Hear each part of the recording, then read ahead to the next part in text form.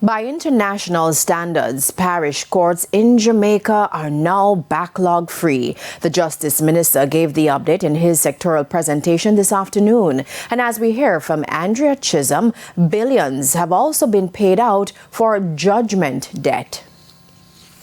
The slow pace of justice is a regular complaint for those going through the court system. And over the years, different strategies have been implemented to speed things up. On Tuesday, an update from Justice Minister Delroy Chuck. The records, Madam Speaker, show that the backlog in our parish courts has literally disappeared.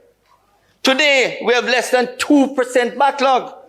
International standards state that once you're below the threshold of 5%, you're considered backlog-free. As we continue to advance justice, we can now say that more than 70% of the parish court cases are now completed within 12 months.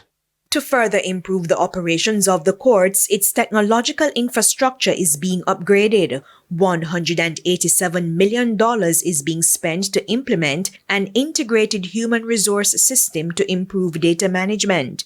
Persons who won legal claims against the state are also receiving payment. For the 2024-2025 fiscal year, close to $1.15 billion has been paid out in judgment debt.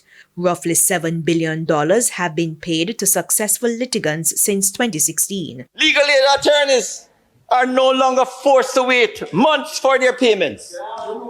In fact, we are now in position where our team members at the Ministry of Justice literally ask attorneys to submit their claims on time to facilitate payments due to them within the fiscal year.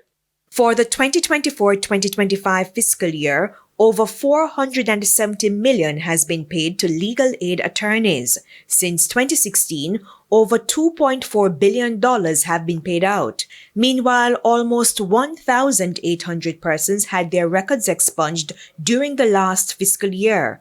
There were roughly 2,500 applicants. Since 2016, more than 7,000 applications were approved. Mr. Chuck said the late submission of reports from the Criminal Records Office CRO led to delays in processing expungement records. We have now decided to appoint pay two persons to work in the CRO, appointed by the CRO office, and we pay them.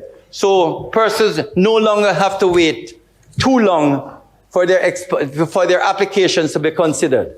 And so, Madam Speaker, over the past 6 months or so, we have completed over 2,000 backlog applications. Andrea Chisholm, TVJ News.